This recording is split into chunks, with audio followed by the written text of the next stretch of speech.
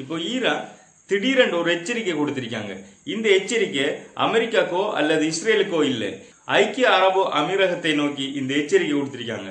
மிகவும் பயங்கரமான விடயம் என்னென்று சொன்னா, அதாவது துபாயில் இருக்கிற ஜெபல் அலி என்று சொல்ற அந்த துறைமுகம் மற்றும் அபுதாபியில் இருக்கிற கலீஃபா துறைமுகம் மற்றது புஜைரா துறைமுகம், இந்த துறைமுகங்களை சுற்றி வாழ்ந்துகிட்டு இருக்கிற அந்த பொதுமக்களை அந்த இடத்தை விட்டு வெளியேறுமாறு ஈரான் பகிரங்கமா ஒரு எச்சரிக்கை விடுத்திருக்கு. மிகவும் பயங்கரமா ஈரான் தாக்குதல் நடத்த போகுது அப்படிங்கிறதுனால.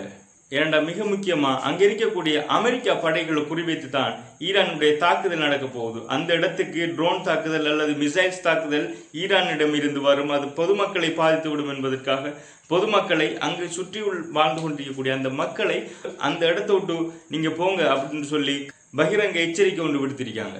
இது மாதிரி கடந்த சனிக்கிழமை யுனைடெட் அரபு எமிரேட்ஸினுடைய பல இடங்கள் ஈரானினால் குறிவைத்து தாக்கப்பட்டது. அதிலும் குறிப்பாக அபுதாபியில் உள்ள ருவைஸ் எண்ணெய் சுத்திகரிப்பு நிலையம் மற்றும் அல் தாஃப்ரா விமானப்படை தளம், இந்த இடங்களை குறிவைத்து ஈரானுடைய தாக்குதல் மிகவும் பயங்கரமாக இருந்தது. இப்படிப்பட்ட தாக்குதல்களை ஈரான் முன்னெடுத்திருந்தாலும் யுனைடெட் அரபு எமிரேட்ஸினுடைய பாதுகாப்பு செயற்பாடுகள் எடுக்கப்பட்டு அந்த தாக்குதல்களில் இருந்து யுனைடெட் அரபு எமிரேட்ஸ் அந்த இடங்களை பாதுகாத்துக் கொண்டது. இந்த தாக்குதலின் மூலம் அந்த இடத்துல எந்த உயிர் சேதமும் ஏற்படவில்லை. ஏனென்றால் அந்த தாக்குதல் முன்னெச்சரிக்கையாக தடுக்கப்பட்டு விட்டது அப்படி என்று சொல்லி யுனைடெட் அரபு எமிரேட்ஸ் சொல்லி இருக்கின்றது.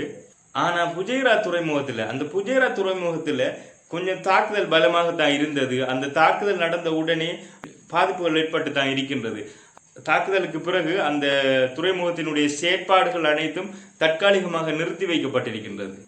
நீங்க இந்த காணொலியில பாத்தீங்கன்னா தெரியும், அங்க இருக்கக்கூடிய அந்த எண்ணெய் டேங்கர்ல இருந்து புகைமூட்டம் வெளியேறி கொண்டிருப்பதை உங்களால் பார்க்க முடியும். இது அங்கு ஏற்பட்ட தாக்குதலினுடைய விளைவுதான் இது. இந்த தாக்குதலினால மிகவும் கடுமையாக தனிமைப்படுத்தப்பட்டிருக்கின்றது யுனைடெட் அரபு எமிரேட்ஸ். இந்த விடயத்தில் யுனைடெட் அரபு எமிரேட்ஸினுடைய அரசு மிகவும் கடுமையாக ஈரானுடன் மிகப்பெரிய கோபத்தில் இருக்கிறார்கள்.